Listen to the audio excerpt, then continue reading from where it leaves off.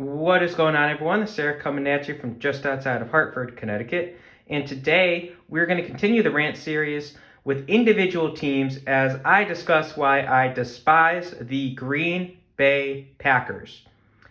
This won't be the longest rant video, but there's still a lot of hate to go around to Green Bay. First point is going to be Brett Favre. So Brett Favre was essentially a 2010s quarterback playing in the 90s and early 2000s. And obviously, he gets drafted in 91, gets traded to Green Bay for 92. And he was one of the best quarterbacks. But what Favre's thought process was Favre didn't care about interceptions. He wanted the yards, and he wanted the touchdowns. So you would see Favre, he would lead the league in touchdowns and yards, but he would also lead the league in interceptions. And it wouldn't necessarily be even close. And that's the type of player he was. Very big gunslinger, didn't care about that. He didn't care about his interceptions. And obviously, he's going to be a Hall of Famer, or he is a Hall of Famer, I should say. But it's just really kind of something to know that Brett Favre was that good. And yes, he did defeat the Patriots in 97, so that's a big plus for Brett Favre. That's the only plus I'm going to say. But remember, I've said it before in different videos. When we were kids, my sister used to be a big Vikings fan.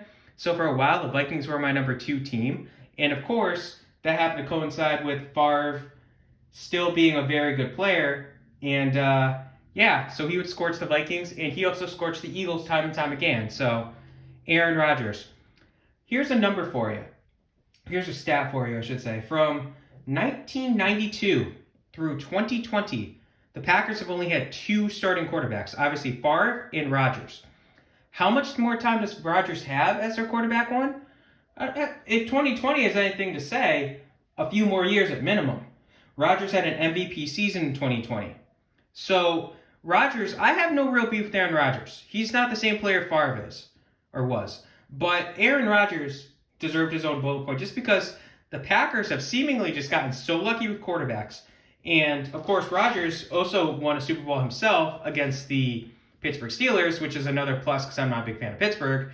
So, injuring Kevin Kolb. So, it was opening day of the 2010 season, and it looked like Kevin Kolb was going to be the Eagles' quarterback of the future.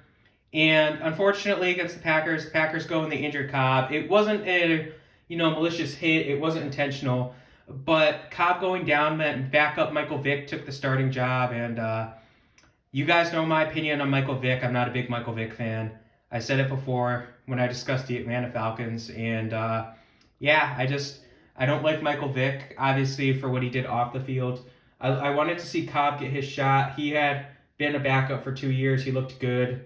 And he had a shot, and it got cut short so quickly. So, unfortunately, we never got to see Kevin Kolb as a starter in Philly. Lambeau Field. Lambeau Field is one of the oldest fields in the NFL. And there have been some classic games played there. But Lambeau Field it's not the best field to be at.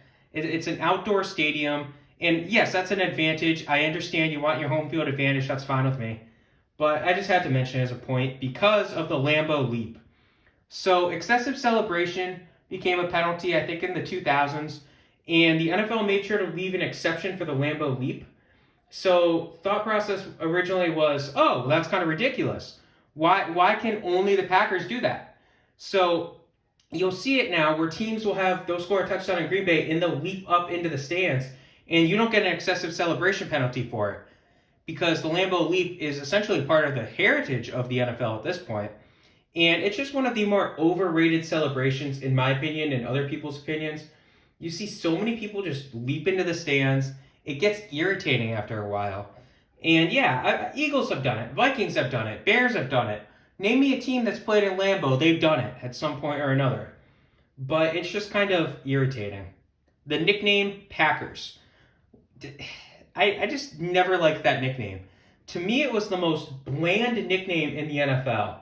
Yes, worse than Browns. And it doesn't make sense to me. You're from Green Bay, and you're the Packers. Like, nobody's heard of Green Bay. If it wasn't for the Packers, nobody would know what Green Bay is. It would just be a random town in Wisconsin. More people probably know Green Bay, Wisconsin than Madison, Wisconsin. So, but I don't mean to rant on Green Bay. We're here to talk about the Packers. Why would you name your team the Packers? It had to do with a sponsorship in the 1910s or 1920s. Not a pretty name, that's for sure. Clay Matthews. Clay Matthews, nothing spectacular about him. I never had a big beef with him. I just never liked the guy. Obviously, part of that has to do with the Eagles drafting his younger brother Casey, and he was nowhere near the player Clay was. But Clay Matthews, possible Hall of Famer, dominant force, always a beast on the field, never liked going up against him. Recent success versus Philly. The Packers have had the Eagles' number in recent years. It stinks, but of course that upsets me because I'm an Eagles fan. So as much as it hurts, it's not like I can blame the Packers for it. They just got our number. Cheeseheads, toxic fan base. I don't like seeing cheeseheads. It's such a weird thing. I get it, Wisconsin's a big dairy state, but why? Is that why their colors are green and yellow?